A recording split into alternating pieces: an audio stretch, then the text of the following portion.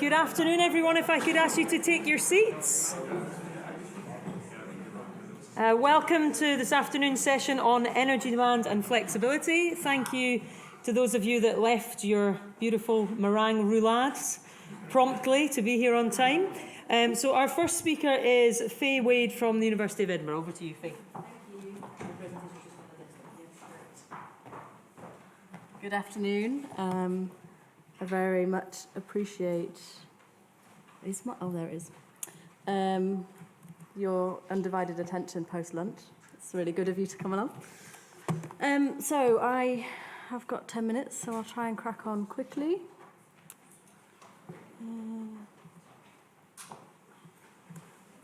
There we go. Okay, so I'm Faye Wade. I'm working at the University of Edinburgh with Jan Webb and Mags Tingey and now Fabian as well, which is great, in the Heat in the City team. And I'm looking at an evaluation of Scotland's Energy Efficient Scotland programme. So the Scottish Government introduced Energy Efficient Scotland in 2016, and it is their cornerstone of efforts to decarbonise the built environment and heat. It's due to run over the next 15 to 20 years, and at the moment we are in the third year of piloting the scheme. So the success of this programme is critical for meeting climate change targets, especially since 80% of the buildings to 2050 have already been built. So within this, national and local government both have a significant role to play, and that's going to provide the focus of today's talk. So one core part of the Energy Efficient Scotland programme is LHEs, or Local Heat and Energy Efficiency Strategies. It's a little bit complex, so it's undergone several rounds of consultation, and at the moment Scottish Government have positioned this as a proposed statutory duty for local authorities to deliver. So their November 2017 consultation document set out the Scottish Government vision for what an LHEs is. So you can see here it includes an assessment of existing local and national strategies, authority-wide assessment of the existing building stock and energy performance there, authority-wide setting of aggregate targets for heat demand reduction and the decarbonisation of buildings, conducting socio-economic assessment of potential solutions and selecting areas of prioritisation and the designation of zones for subsequent intervention. There's also an element of costing and phasing of delivery programmes. So an LHEs is potentially quite a significant undertaking, and it does have implications for all sorts of different organisations involved, including local government, national government and partner organisations. So at the moment there's pilots underway, and they are intended to inform the design and management of the programme. Individual projects are being coordinated by local authorities, and Scottish Government are overseeing the scheme. So there are some differences in terms of the role of these different organisations, the trust, power and resources that are available to them. So just quickly, national government have this role in overseeing the scheme, the allocation of funding. They have a prominent status. They have the capacity to introduce statutory powers and the potential for centrally coordinated support mechanisms.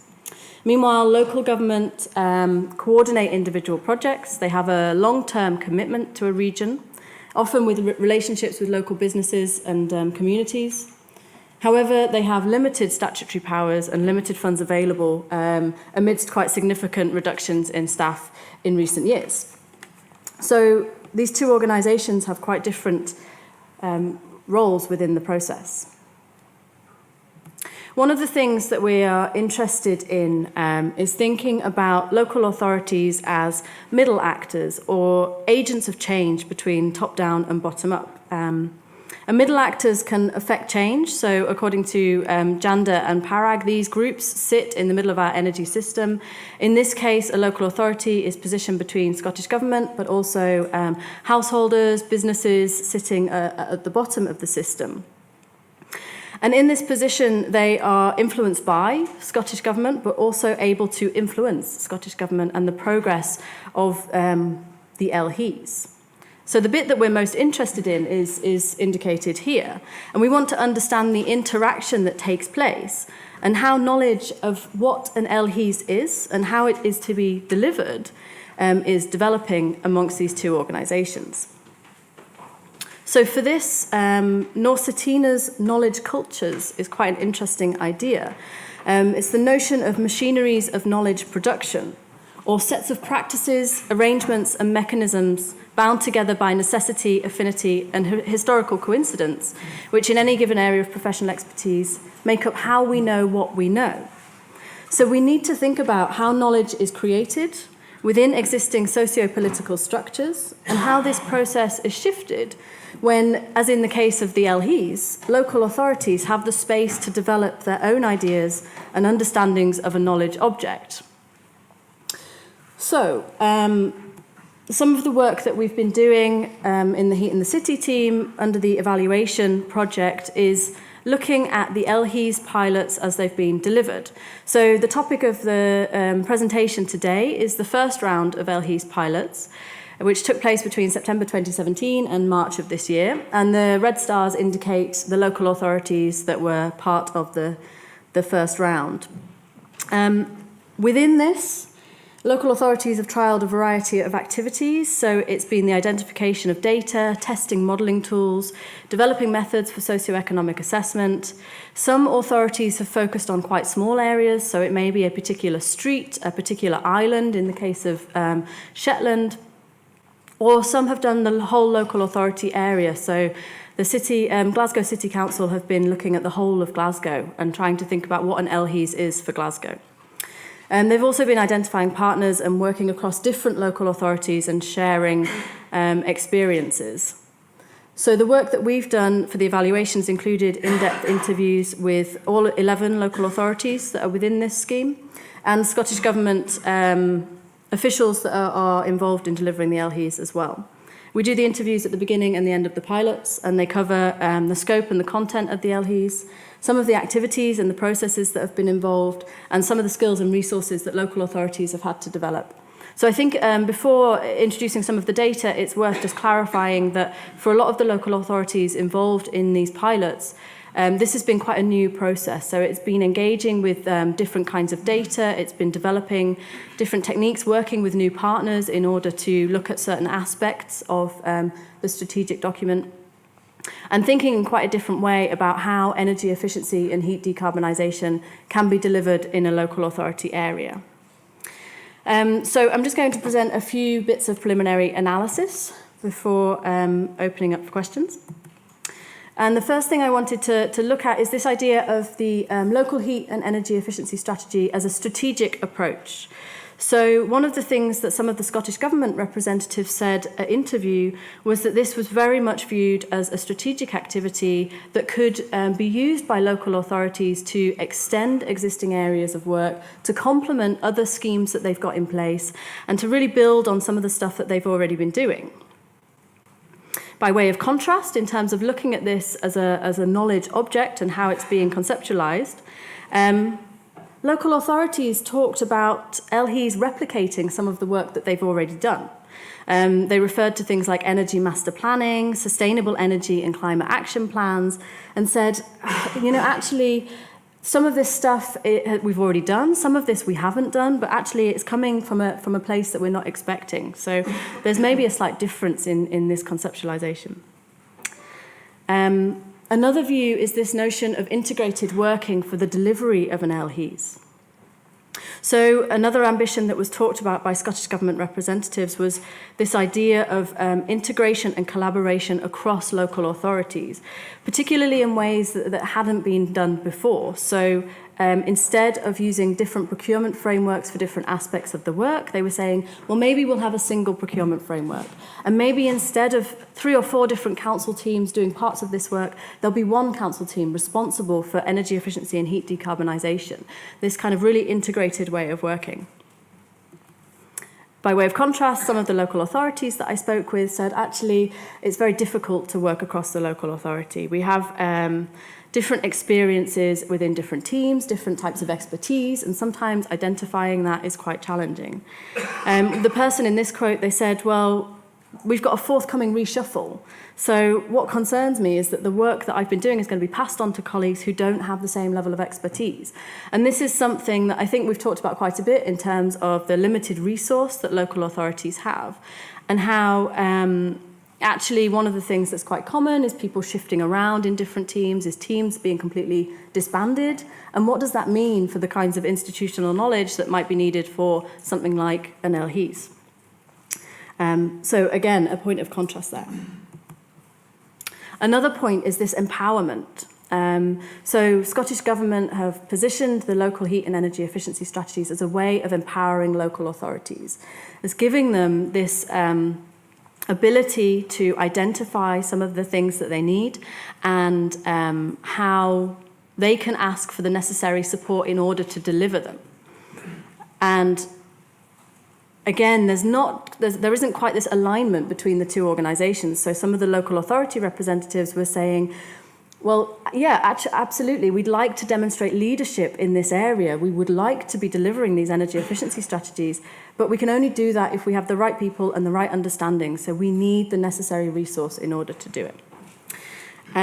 So that was just a really brief run-through of what an LHES is and some of the differences in terms of the organisations that are involved in delivering it. To conclude, there are divisions of knowledge between national and local governments, and sometimes those are focused on incremental activities. So how are we going to shift that in order to deliver the strategic approach that's needed? These different knowledge cultures could be a potential stumbling block, but they also offer a potential opportunity for innovation in terms of how organisations like local authorities are run. Existing knowledge cultures stem from the established division of responsibilities, but we need to look quite seriously at the integration of different teams across both local and national governments in order to deliver a cross-sector strategy of this type. And the new statutory duty may be empowering, but only with adequate and targeted resource. So that's me. I'm all done. Thank you very much for listening.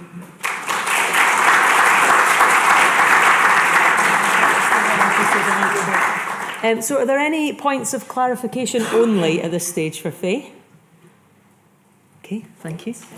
So I welcome our next speaker, who is Philipp Grunewald. How was that? You told me not to say your surname. Quite good. From the University of Oxford. Yeah, well done on pronouncing my surname.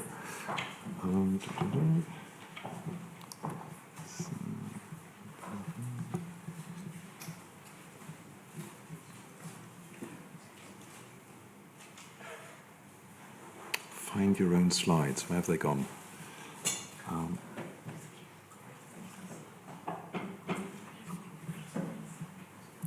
Found them. This isn't part of your 10 minutes. Oh, thank goodness. There we are. Right. Thank you very much. We can start. I'm going to talk about the social value and cost of flexible demand. In fact, it's the word in brackets that's the really important one here, because without that word in brackets, that's roughly what I did 10 years ago, and I could have given you to the nearest £1 billion the exact cost and value of flexible demand, and that's exactly why I wanted to add the social in brackets into this topic, because what commonly happens in the models that we have from the National Infrastructure Commission, Grant Strobach's work, is that we get very precise cost estimations for flexibility, but actually with a heap of assumptions in there. And one of the really big assumptions is how demand could be made flexible. My favourite assumption among them is that it would be free, and clearly that can't be quite right. So I want to address, we were told to pick out two interesting questions. That's exactly what I anticipated to do. So I want to address the first question: what is peak demand? And by that I don't mean a definition in the sort of maximum kilowatt hours, but actually unpicking what goes on when people create peak demand. And then secondly, what happens when we try to change it? Obviously I can't stick to two. There's a third one that cropped up, and I'll explain how that came about. So that's your bonus takeaway for today. So what we're doing to find out what people actually do with electricity, the initial and very popular approach is to look at time use data, which is collected with these diaries that thousands of people fill in. For every 10 minutes they enter what they're doing.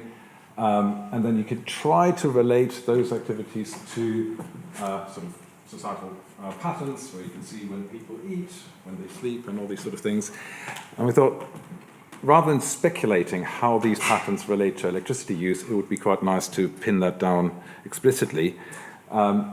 So we've developed this paper-based approach into an app that allows people to make very simple entries about their daily activities. And at the same time, we'll equip them with an electricity recorder. So while they're telling us what they're doing, we can see how much electricity they use, and then hopefully we can draw a comparison between the activities and electricity use. We have the data in aggregated form, but of course it's very difficult to link the two together, so doing it explicitly is quite helpful. One thing I should draw your attention to, the rightmost column in the sample here is a question about how much do you enjoy this activity. That was added to the last round of time use surveys, and the people who conduct these studies told me it was the first time ever that they introduced an extra question to the questionnaire, and the retention rate didn't go down, but up. So people like being asked if they enjoy what they're doing, which I very opportunistically just adopted and included the question. But it's actually such a fascinating topic that this led me to the third question: how's our enjoyment affected when we try to change demand? Right, as a first verification that this approach that we're doing and what people tell us has actually anything to do with electricity use, I want to show you some solid statistical validation, namely the T-test. The British are absolutely fantastic at drinking lots of tea, but they're also fantastic at reporting it. And tea is great because the kettle has such a wonderfully recognizable spike. So we can go through the electricity data, find the kettle spikes, go through the activity data, find all the cups of tea that have been reported, and then look at the temporal discrepancy between them. And as you can see here, it's good to plus minus 5 minutes in most cases. So well done, the British public. So with this T-test validation, I want to show you what actually happens at peak demand. So we can now sort of trawl through all the activities, and I should probably stress this is not, we're sort of developing methods to untangle this a bit, but in the first instance it's a very simple attribution between people report an activity and then we look at what is the electricity use at the time. Of course very often these overlap and you can try to untangle that again, but that is actually quite a challenging AI problem that we're still working on. But in the first instance, you can already get a sense for the sort of things that go on. So the width of the bars is how frequently these things are reported. The line in the middle is the median electricity consumption. The size of these bars gives you a sense of how varied it is. I mean, we're talking about huge distributions in every case here. We also still have a category in here, custom definition. We try to avoid people having to type in by hand what they're doing, but some people are very eager to do that. In fact, quite a lot of people give us very detailed accounts. We need to untangle that a bit. But you can immediately see some very prominent activities here. I mean, we've got the oven, the hot meal, cooking on hob. So food clearly features quite strongly in this. So we wanted to dive a little bit deeper into, what does food mean for energy and what sort of profiles are there. And I now need to eat my own words because in the past I've often been very rude about clustering. I'm sometimes a bit concerned that we just cluster willy-nilly things together. So colleagues of mine have clustered these data, and I'm delighted to say, apparently, and on very solid statistical grounds, there's only 2 types of peak demand. One that goes up and one that goes down. That's what they have concluded based on the data. And which membership of cluster you have, the outstanding predictor is the hot meal. So hot meals really seem to be quite central in deciding when our demand peaks. And that's very interesting, and I hope to follow that up further. But then, of course, the secondary step was what happens when we try to change that. Now, there's a lot of studies out there that give our price signals or rewards of that nature. We've done a smallish subsample of our participants with a very simple brief, just a note that they get as part of the equipment that says, try to use less electricity between 5 and 7, as simple as that. And the response was very positive. I should caveat this by saying these are highly engaged people. They are not representative of the general population. So they managed 16% reduction between these hours. But that's not, as I said, the number I'm interested in. I'm interested to see how did they do it? What actually happened? What did they do? What did they not do? What did they do instead? And the first thing that we observed, and that sort of actually confirms a lot of the sort of automatable context, is the washing machine is definitely one of those flexible things. So here is the period, the 2 hours before the 5 to 7, the 5 to 7 period, and then what happens after. And the green bars are what happened in the normal situation. So people would use washing machines before 5 to 7 and a little bit during 5 to 7. On the intervention day, that got completely shifted. So the use before was dramatically reduced, during was completely avoided, and then people shifted to later. So they avoided and delayed the use of their washing machine. Sorry? And increased overall. Yes, isn't that striking? Well, don't read too much into it. I mean, I said, small sample, and these are indicative results. I wouldn't bank too much on this. I do want to collect more of these data, and obviously also with different type of groups. But the other one that was such a strong predictor was hot meals. So what happens to hot meals? So again, the green bars, very few hot meals before 5 to 7, and increasingly more between, and mostly after 5 to 7. But what you can see with the orange bar, so the hot meals between 5 to 7 have been reduced, and in this case, even after 5 to 7, because obviously the energy consumption is with the meal preparation rather than the meal itself. So even after the 5 to 7 period, people would have fewer hot meals.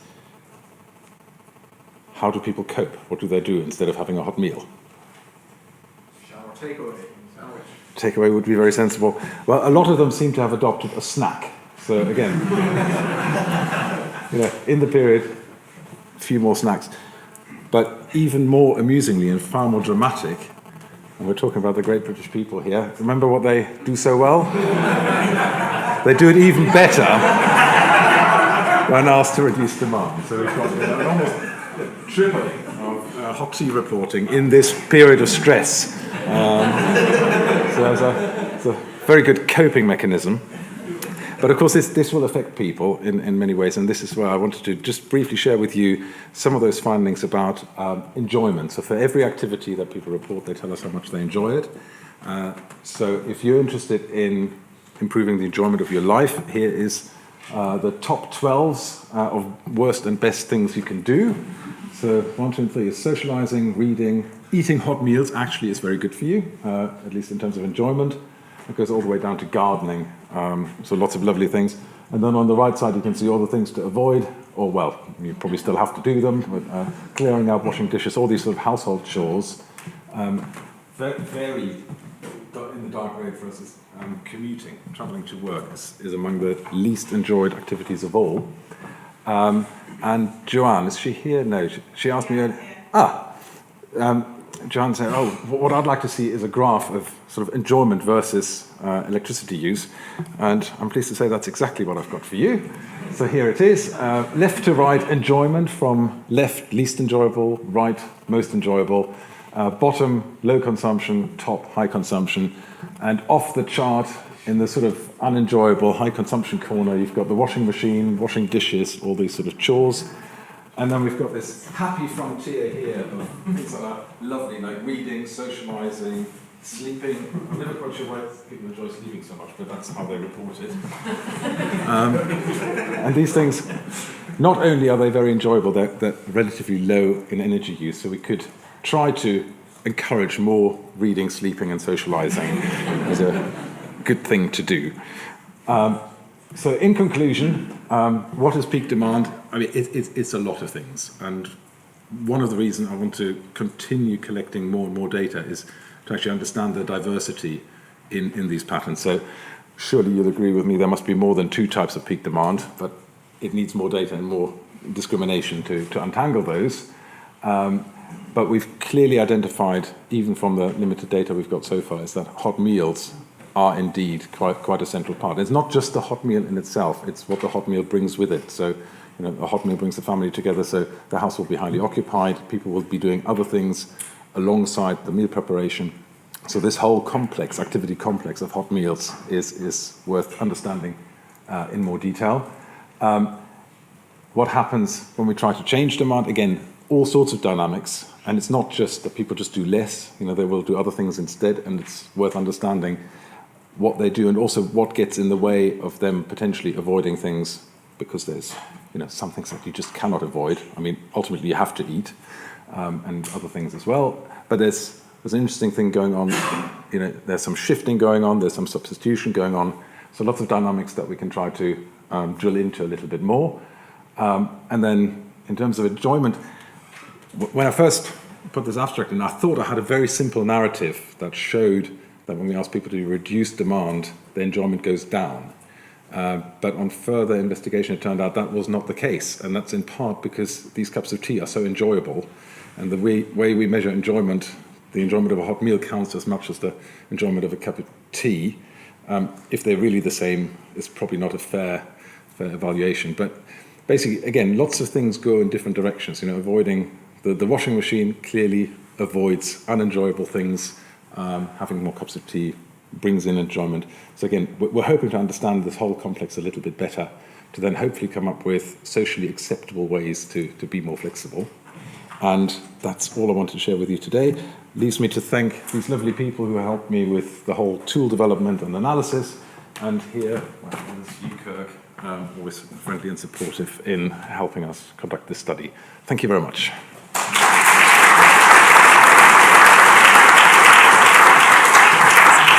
Okay, thanks, Phil. So are there any points of clarification only? Yep, Keith. Just wondered, Phil, whether you used some of these methods for kind of the non-intrusive disaggregation of the electricity line. You can automatically extract when the kettle's going on the microwave. It looked like you might have done. You have. Well done. Look, you can spot all sorts of things. In fact, I mean, we're hoping to do a bit more of that with sort of live feedback, where we could. Sorry, this is going to be too long an answer, but yes is the answer. Very interesting patterns, both on appliances, but also you can sort of find patterns for activities. So what does going to bed look like across a population? What does getting home look like? So you get sort of standard patterns for those. So yes, lots of learning to be done. Thank you. Any others? No, okay, so thank you very much, Phil. And I welcome Tom Staw, who's from Element Energy.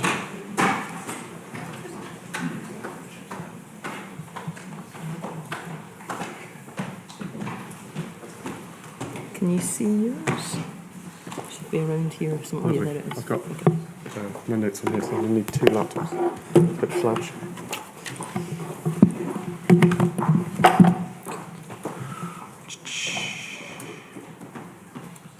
Hi. Oh no, I the notes up. Is that, yeah.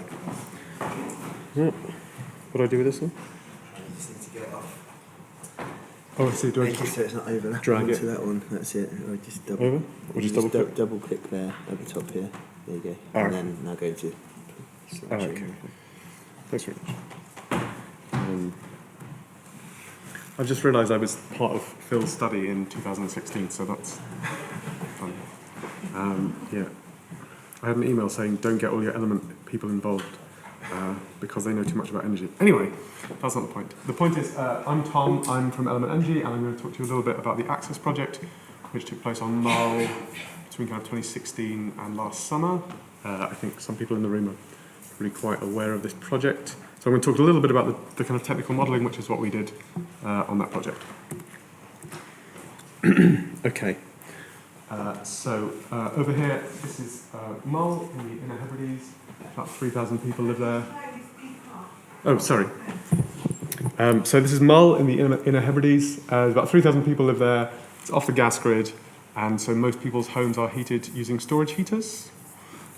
Storage heaters kind of brought in the 1950s to absorb nuclear baseload overnight and heat people's homes in by releasing the heat slowly throughout the day.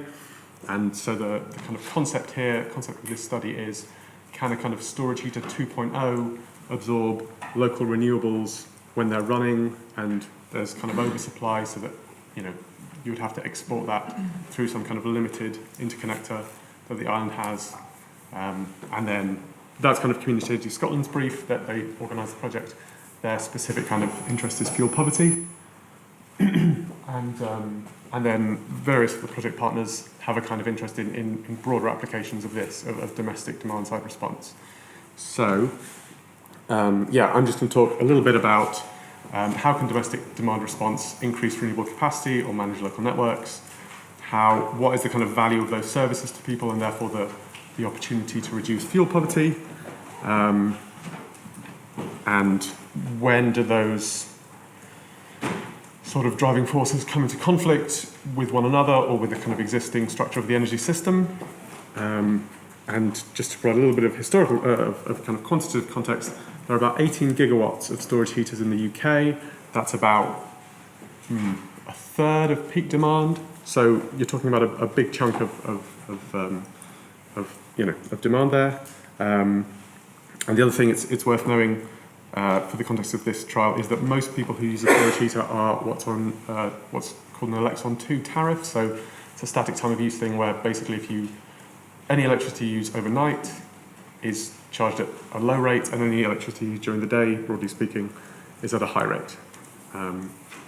So that's the context to this project. Excuse me. And so these are our findings.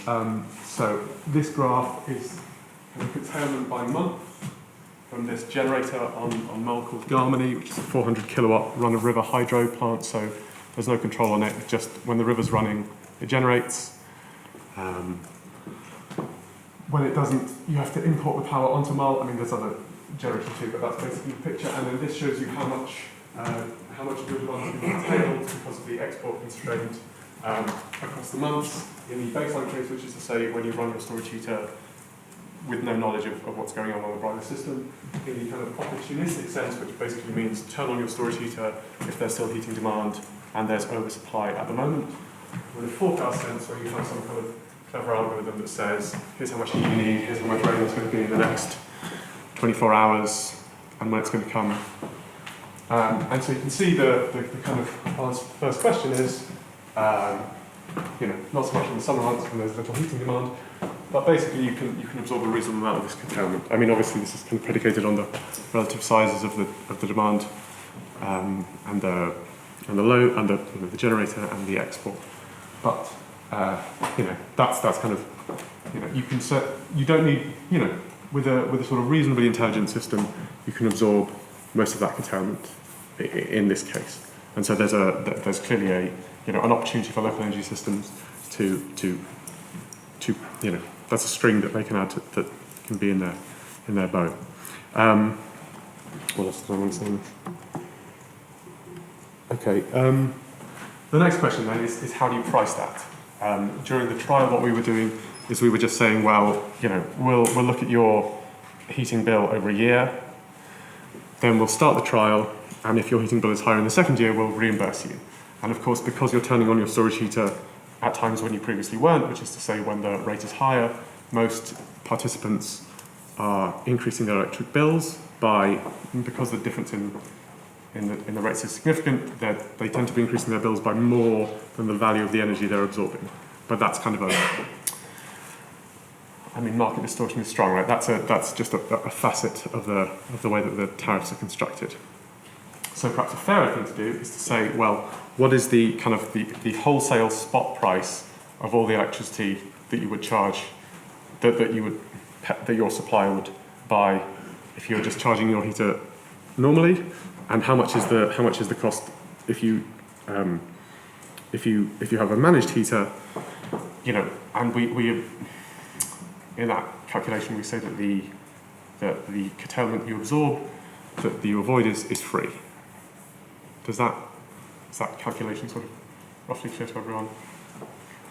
Okay, and then it turns out the value of that is about 25 quid per household, so not enormous. If you imagine that you've got to get a business model that shares that money between the aggregator, between the supplier, between the householder who'd have to have some kit installed, that's not a huge amount of value there. There's I guess that's all I want to say at this point here. So, one of the project partners, VCharge, who manage demand-side response appliances in the domestic space, their business case is predicated on providing system-level services, so managing the frequency or the voltage of the entire national grid, and the only level currently, broadly speaking, at which these are monitored and controlled. So, local energy systems, distribution network systems, they don't manage the voltage or the frequency of their networks on a kind of time resolved basis. But you can make money by providing these services to the grid, to National Grid. So I only want to kind of say that these services exist, and that these services on the kind of very short time scale are kind of high value, low volume, and then as you get over here, you're providing kind of much bigger volumes of prices that are much closer to just the power price at that point. Just so that we're all on the same page there. And then this is your kind of revenue stack, and kind of who you're providing the service to as a domestic demand side response provider. Okay, and you've seen the top number before. There's kind of significant value in these two rows, but the volume of those services is very small, and there's 18 gigawatts of storage heaters, so not everyone's going to be able to reduce their costs in that way. For suppliers, there's kind of system level things that they can do. If if you're buying your power at the cheapest possible price and using your storage heater only then you're saving kind of about 10% on your heating bill. But I guess the kind of the takeaway of this slide is that if you don't have a pricing mechanism that reflects that incentivizes you to match local suppliers as a local demand, right? So if you're paying the same for your electricity, whether it comes from the other side of the country or next door, then the main revenue stream for domestic demand response is just in price optimization on the national markets. How do I do it? Okay. We did a load of stuff on business models and potential business models that you might look at. I'm running out of time here. So in order to access the various revenue streams, in order to kind of give users access to the full range of revenues, it looks as though a local tariff is kind of the most interesting solution, and the one that kind of builds on work that's already been done. Virtual private wire is interesting, but no one's made it work so far. And the other two services, kind of, you just can't access most of the available money. And then finally, and this is something we were talking about this morning, how do you make sure that the tariff that you're offering to consumers is fair, is kind of clear, reflects the value of that you're providing to the grid, and safeguards vulnerable consumers. And so the proposal that we come up with, based on the kind of literature research, is that you have a two-rate tariff that allows your supplier to turn on your smart appliances, and that any electricity used by your smart appliances, which are controlled, is charged at a low rate, and that any electricity used by your fridge or washing machine or whatever it is that just runs, that's kind of dumb appliance, is charged at a higher rate. So effectively, again, it's a two-tier tariff, but in this case, it's split into dumb and smart load rather than kind of evening and daytime and nighttime. So I think that's the end of my time. Is that right? Good. Thank you.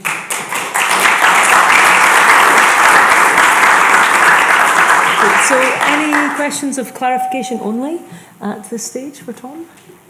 No? Okay. Oh yeah, okay. Are you guys involved in any of the stuff over Colusa are doing now? On their new kind of, they've become Colusa now for being recharged. Yeah. Are you sort of still discussing that? No. So the project partner was, SSE were the DN on the project, and then VCharge were bought by OVO during the project, which sort of made it all a little bit difficult, and we haven't worked with VCharge since. I think it's fair to say. Okay, and then I think there was one further one. Yeah. Oh yeah. Yeah, I just wanted to ask, how did this actually work out with the customers you were working with? In terms of their response? again, Chatham House rules, I guess.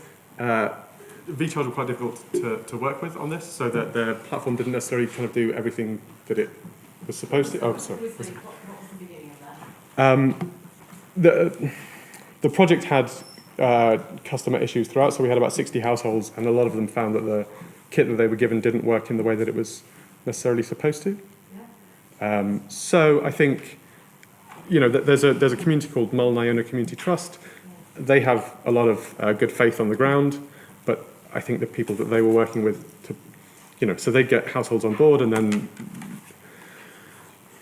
the infrastructure that they were using wouldn't perform as kind of advertised, and that was difficult for a lot of people who, you know, I mean, most of them have other ways of heating their homes, but there were, you know, significant problems with the trial. 3 years. Yeah. A fuller answer might be forthcoming over a cup of tea in the break. Okay, and so our final speaker is Rajat Gupta from Brookes University. Thank you. Okay, thank you for uploading the presentation. So what I'm going to do today is just share the learnings from a very recently completed project, which some of you might have come across, called Project ERIC, which it's supposedly still one of the largest domestic storage trials in the country. And essentially we put in smart home batteries and solar PVs in a cluster of homes in Rose Hill in Oxford. Some of you might know the area. Led us, and I was involved in a series of evaluations to see whether it worked or not. So it's not about anything to do with modeling, but what actually happened. As we know, domestic battery technologies have had a lot of interest. They have smaller storage capacity, but very low discharge time, so they become very attractive in terms of rapid response. The deployment is still limited. When we started the project, there were hardly any studies that had been done in the real world. And as a professor of architecture, I'm very interested in looking at what happens in the real world and how that's different from what we expect. So, this has a lot of other issues that obviously came up. The solar PVs were installed in about 82 households, and smart batteries, which were internet enabled and controllable, were also installed. The battery sizes were about 2 kilowatt hours, and the solar PVs were about 1.6 to 3.5 kilowatt hours. Interestingly, largely the households were social housing tenants. So there were issues in terms of the level of consumption of electricity that was prevalent. There were 8 owner-occupiers who had the most kind of highest electricity use with electric EV charging points and other things. The objective was to really see how we could better manage distributed storage across the community to increase self-consumption of PV and reduce peak grid load. And give more control to householders over their energy use. It was funded through Innovate UK. It was part of the localized energy systems competition. There were a lot of projects that time looking at these kind of areas. And there were a series of partners. So Moixa was leading the project, and there was Oxford City Council, British Gas, SSCN, and Re-Energize, along with Bioregional doing community engagement. The batteries were designed to be charged when there was surplus PV electricity. So they were not charged from any grid electricity. And they discharged when, in the evening when consumption exceeded generation. We had a mix of methods that we had adopted. So we did, the baseline surveys and then followed after installation surveys as well. So that looked at the physical aspects of the dwellings, and that was very important because we discovered the unexpected. Like some homes had asbestos issues.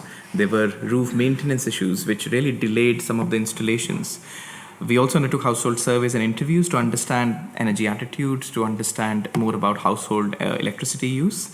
And then there was high frequency data coming through, both on the overall electricity consumption, generation from the PV, and also the charging and discharging of the battery, which helped in understanding, the self-consumption that increased as a result of having the smart batteries. The first learning was that although we started 82, we never had a full data set for 82 homes because of range of issues of kit not working in the beginning, connectivity issues, people switching off their internet connections, people sharing passwords. I didn't know this, but people share passwords across neighbors. So if the neighbor goes on holiday, your kind of internet is down. And those are interesting kind of learnings that were very useful for the technology provider. So you will never really see 82 homes come up. It will be 50 or 70 or 60, and that's the nature of real-world research probably. The first learning was the ERIC households, or the project households, were low to medium electricity consumers. So on an average of, let's say, 11 kilowatt hours a day, they were about 7.7. And you can also see that there's a big variability, which means the scope for community scale energy management is pretty evident. But they were, they were obviously, this is in a fuel poor area. This is in, it's one of the 10% most deprived areas in England. So people were not using that much electricity. This is all without batteries. So then we looked at solar PVs only. And actually solar PVs have a very good story. They were, generating some, they were providing at least, self-consumption was 51%. Interestingly, SAP model assumes 50%, so it's not that out. The PV electricity was contributing about 30% to the overall household electricity use. But what was really interesting is that all the households offered the potential to have a battery because they had surplus PV. And that's quite interesting. That it depends whether they were low, medium, high, obviously, what was the size of the PV system, but there was some scope. So the lighter green in the graph, second graph, is actually showing what's the surplus PV electricity that was available. So it became quite evident in the before study that there was scope for having some kind of storage in these homes. So after we had the batteries installed, there was a full customer journey here. There were a lot of kind of return visits to be done. There were issues with, kind of synchronizing the installation of batteries and controls and PVs where necessary at the same time to avoid kind of return visits. Troubleshooting was very important. But here are the results. These are before and after for 48 dwellings for which we had good data. And whether you look at minimum or maximum or median or average, whichever descriptive statistic you go for, in terms of the daily average electricity consumption, it goes down. So, there has been some influence. It wasn't as much as expected. I'm not going to tell you how much was expected, but it wasn't that much. But I think the learning was that it was making a difference. In terms of the contribution of batteries to the overall electricity use, and this is based on 1 year of data now, depends how you look at it. The average was about 3.4%, but in some homes it went up to 13%. That's how much the battery contributes, which is essentially the surplus PV electricity that's being used to charge it, which saves about £16 average, going up to £45 a year in some homes. And I'm going to talk briefly about what are those kind of ideal homes for home batteries. The increase in self-consumption again ranged widely, was somewhere between 0% to 18% with an average of about 5.6%. That was quite different to what the claims were made. But remember, they were quite small batteries. They were about 2 kilowatt hours. But they could be installed in modules. So, they could be installed with 4 kilowatt hours as well. The increase of 5% in terms of self-consumption did occur in about 40 out of the 74 households, which were medium electricity consuming. So they were between 7 and 12 kilowatt hours per day. And I think that's quite interesting as a find, that what kind of homes are actually suitable for having these batteries. Going slightly deeper into case studies now.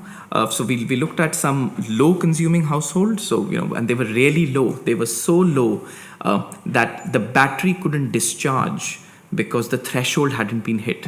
So when we started, the threshold was 400 watts at which the battery would start discharging. These homes were using less than 200 watts in some cases. So the whole thing had to be redesigned for the battery to make some effect. And I think, again, there's some learning here in terms of the social side of using batteries and the technical side. So interestingly, in the low electricity consuming households, the base load was just too low for the battery to make an effect. On the other side was the high electricity consuming households, which don't have enough surplus PV to charge the battery until and unless there's a very large PV array and there's probably some left to charge the battery. But in high consuming households, it didn't make sense to have a battery. In the kind of medium electricity consuming households that we call between kind of 7 and 12 kilowatt hours a day, batteries made more sense. Also, these households had their peak in the evening, so there was scope for discharging the battery. And in those homes, the contribution from the smart battery was up to 18% and even 12% in other homes. This was an important find because the City Council is looking at kind of replicating this in other homes. So, which are those homes that could have a battery potentially. We then did some exercises because this is a kind of a virtual localized energy grid. We had some data coming from the substation through SSEN. So we tried to look at what was the reduction in peak grid demand if we could discharge the battery during the peak period, and it was about 8% from about 74 households. The other thing I discovered was even if two homes are next to each other, they may not be on the same feeder. The feeder at the substations are very random. So, that's another kind of learning that how difficult it is to kind of relate data at the substation level with what you're collecting at household level. But this was making, about 8% difference in reducing the peak grid load. The other bit was looking at the householder perception. And I think that's important because that was inbuilt in the project. And although these were kind of in a socially deprived area, there was concern about rising energy prices, but there was also concern about climate change. There was also concern about energy security. Despite there being some benefits of the battery, householders were not clear whether the energy savings were rising from the battery or the solar PV. And I think that's quite interesting. Where the battery is sited is important because they tend to be a bit noisy.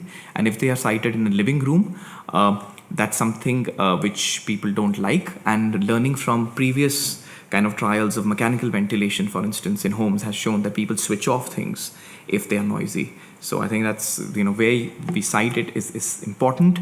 There was a very detailed kind of singing, dancing platform of analytics and dashboards, which was accessible online. But the issue is not all households are willing or able to go online. So they weren't able to get that information. And what we were saying is more easy to understand feedback is necessary, which may not be kind of online, maybe paper-based. So just as a conclusion, some of the key messages I would give as takeaway.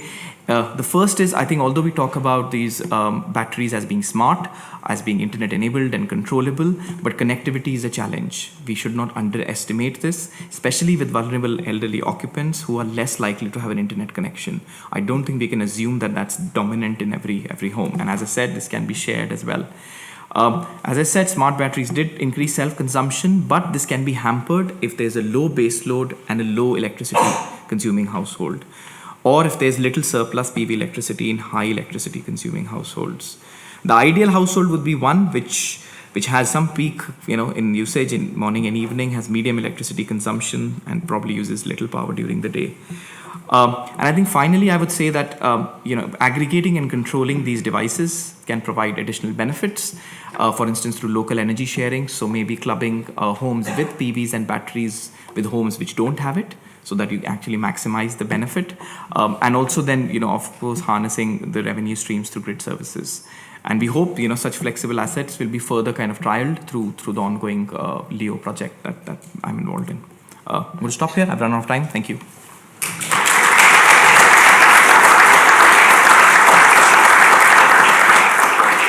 Could I welcome the other speakers up to the panel? I'll also just ask if there are any points of clarification for Rajat following his presentation.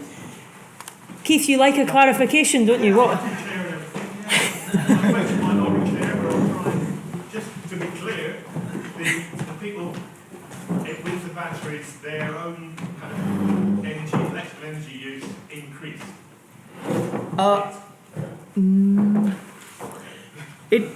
It's difficult to say if it increased for all the homes, but majority-wise, it had gone down a little.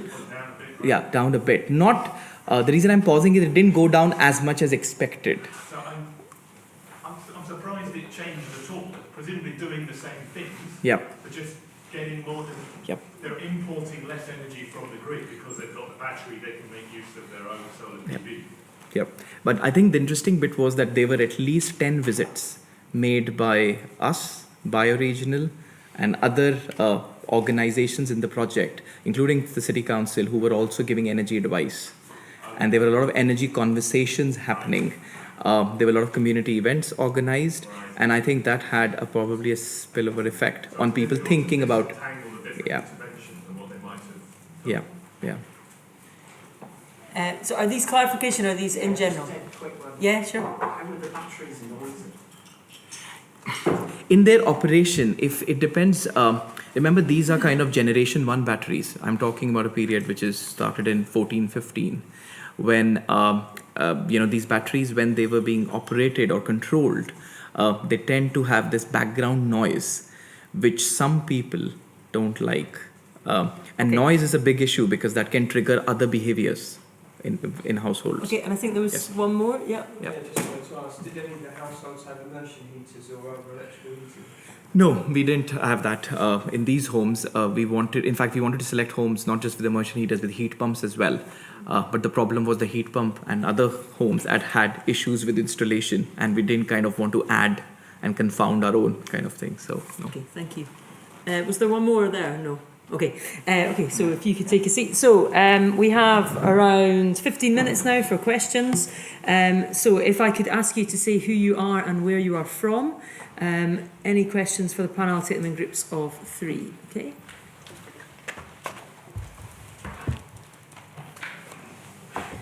Okay, so I'll go here, up at the back there, and then here. And I don't think we have a mic, so just project. Yeah, please. Emma Jones from Consultants. I guess a question for all of you, but probably mostly for Philip. Have you looked at any of your studies at the dynamics of the different people in the household and engaging with them?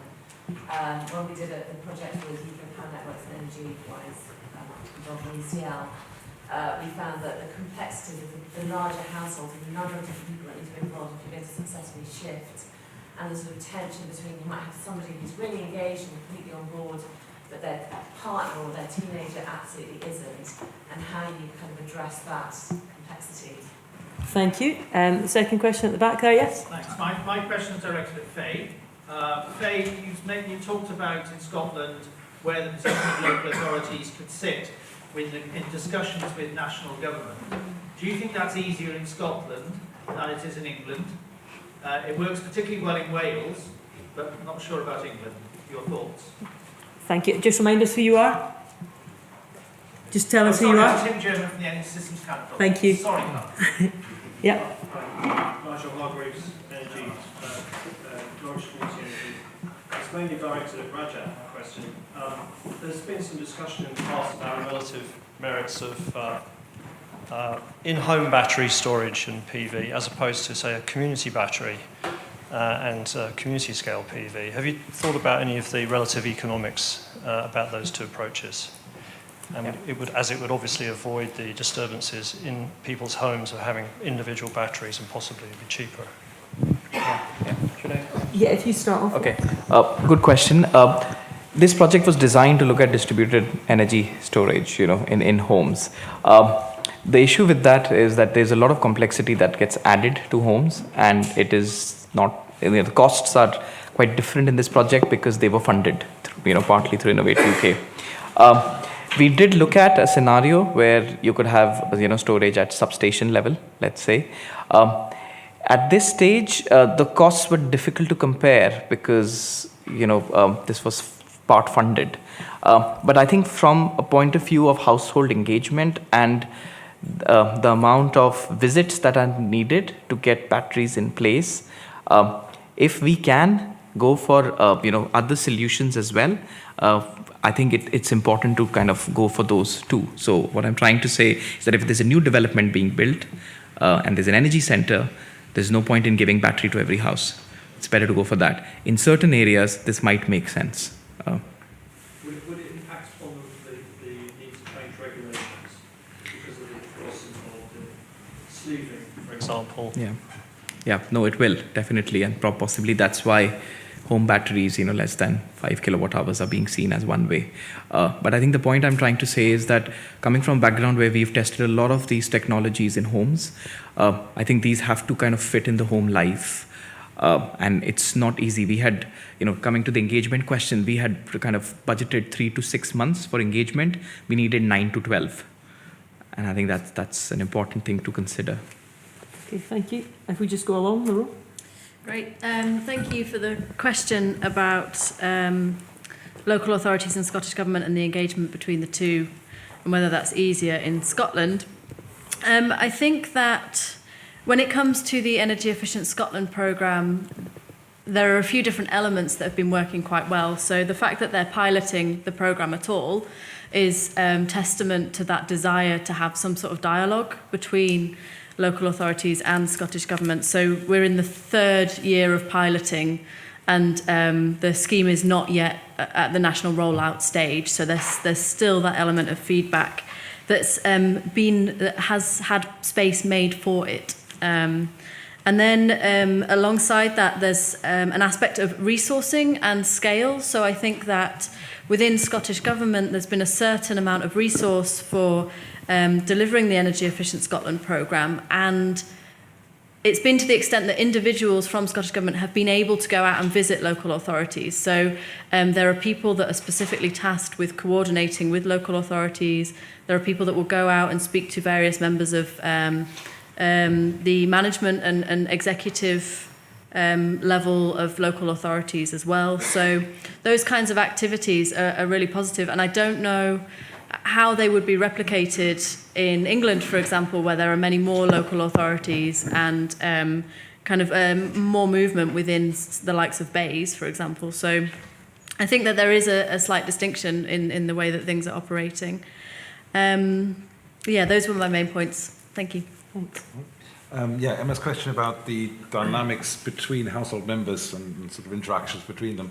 There's lots of interesting facets to that. If I start with my favourite enjoyment category, so we have found that the most enjoyable is to be with one other person. So it's more enjoyable than being on your own, and it's more enjoyable than having more people than one with you. So those dynamics clearly we can observe. There are lots of things that we can't quite see. I mean, we have done focus groups where we sort of talk to them afterwards to sort of see how the dynamics were. But one thing that's quite typical for our study is you tend to have one household member that signs the family up, and that's usually the driver. We do ask individually how much interest they have in energy, for example, and you tend to find some diversity within households. So it's very plausible that you'll have one person whipping them into taking part in the study, and when we ask for interventions, for example, they'll likely also be the ones to ensure that people comply, and following up how that affects enjoyment. I don't think I've got exact data on. The other interesting trend that we have observed, and this sort of came through feedback as well, is because they're being observed, there's almost a competition to claim household chores. So suddenly the husband who never clears the table will volunteer to clear the table so he can claim it on his activity record. So there might be virtuous effects of observing them.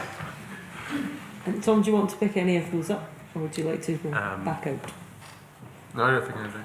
Right, okay. So a few more questions, please. Okay, so lots of hands now. Okay, so I'll go here, here, and then we'll take 4. So we'll take the 2 guys in the middle as well, please. Yeah. Okay, thanks. Ian Cairns from Strathclyde University. So just because you didn't answer anything there, Tom, this is for you. So you mentioned with V-Charge and the Mull project that they were kind of difficult to work with, but also that there was some elements of faultiness with the equipment. So is this with the monitoring equipment? Does that have implications for the results of your finding? And I'd also be interested to know if you've published this, or whether I can find the information that you went through. Thank you very much. Yeah. Hi, my name is Osaru from Ulster University. I was just thinking that more learning can be done from the already data set from Rajat's study. Are these data sets publicly available? And if maybe in an anonymized method, so that we could do maybe more research, or maybe we could do some more brainstorming on the project. And sorry, along that row. David Elms from Warwick Business School. Faye, a quick question. I'm curious to hear a bit more about what seemed to be an overlap between the local heat energy efficiency strategies and master planning that was already being done. And do you think that there is enough being addressed within master planning, or do you see master planning as needing to be improved? Then, Rajat, just a quick question. are you implying that the participants in the trial saw some sort of rebound effect in terms of increased consumption, or was it really just about sort of substitution in terms of either battery or PV use? Thank you. Yeah, and the last one. Hi, Matt Rooney from the Institution of Mechanical Engineers. This is mostly for Tom, and I'd like to ask about the heat as a service model, and whether you think heat as a service is well suited to the storage heater model. And this is from a technical point of view, but also UK-wide, the households that have storage heaters are the most deprived in the country, often, so they might be the least engaged. Thank you very much. So, Tom, should we start with you at that end this time, please? Sure. So, Ian, in answer to your question, there were several problems. Some of the problems were similar to those that Rajat described. So I think there was a cohort of nearly 100 houses. In the end, we only had sort of plausible data for 60, and in some cases we had to fill in gaps. It looks like the total amount of heat that the average household puts through its storage heater in a year is 6 megawatt hours, which is low, and that may be because they're using other fuels. So are there implications for the findings? Other implications of the findings? I mean, obviously, we've done some sensitivity in the model, and it looks like if you push the numbers in one direction, the amount of curtailment you can avoid with some load is linear in that load up to some point at which you start to, go beyond the size of the curtailment, roughly speaking. So I think quantitatively, you might look at the specific work, and yeah, I guess some things might sort of be surprisingly low, but qualitatively, I think that the findings are robust. And Community Energy Scotland kind of own the report, and they're publishing it at some point. I'll chase up with Mark and get back to you. Okay. You want to move? If you want to say something, you can. I think I've got to pass. Right. Okay. Yes. So the comparisons between LHEs and master planning. I don't know much about energy master planning. It's not so. Working with local authorities is relatively new to me, so I'm still kind of getting to grips with that space. But I think that it is an interesting area of comparison. The other thing to say is that the LHEs are still in development, so exactly what they look like is yet to be determined, but it is very nearly there. I do know that where local authorities said, well, hey, we're doing this local heat and energy efficiency strategy, we're going to have to include all sorts of different aspects of energy within the area. So if we're thinking about electric vehicles, for example, then we're going to have to incorporate transport into any kind of heat and energy efficiency strategy. And there has been a bit of pushback in terms of drawing clear boundaries around what heat and energy efficiency encompasses. So I don't know if there's a bit of an effort as well on the part of Scottish Government to make this a distinct thing. But it's a really good question and something to look at in more detail. And I would also say it's one of the things that I thought was interesting yesterday when Sam presented on LEPs and sort of comparing what those different strategies are and what happens when different groups are delivering them. So who considers what to be important. So yeah, I think, thank you for the question. It's something to look at more. Thanks. Roger? Yeah. So I'll take two questions. The first one was data sets. I think that's important. Just to stress the point that to get good data has been a challenge. We've had to take meter readings almost every day to compare what we were getting through a monitoring kit with what was actually there. And there was a lot of learning. And still there are a lot of missing data. So I would like to make it available. We need to go back to the households to get their permission because the ethics just covered for the project. But this is probably one of the kind of important data sets on home batteries. In terms of, David, your point about rebound, I think it happened in some households, mostly owner-occupiers who went on to get other things, and they were really engaging with the data as well. But most of the homes we felt, because of the associated visits that were happening from various partners, we kind of stimulated them to think more about energy. in terms of what other things could happen, in terms of, let's say insulation, or even looking at, their heating controls, and appliances as well. So it's quite difficult to say, across the 82, whether there was a rebound for every household. But I would say wherever it happened, it was more in terms of owner-occupiers. Social housing tenants, we felt, were, trying to find out more about how they could kind of reduce energy use more, because in some cases it was, things were pretty difficult. It was heating and eating kind of situation, choices. So we had one question that I didn't manage to take last time, which was Keith's. I'll squeeze it. Heat as a service. Oh, sorry.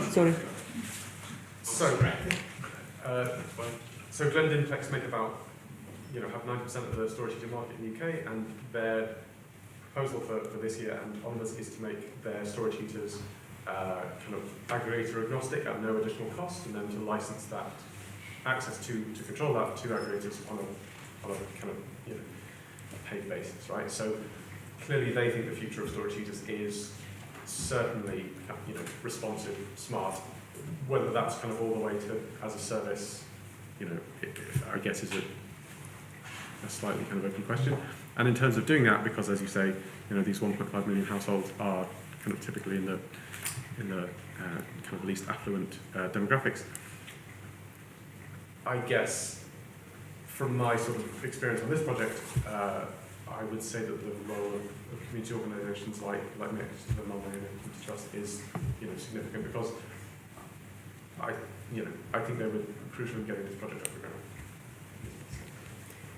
Okay, thank you very much. That is all we have time for. So if you could join me in thanking the panel and move out to tea and coffee.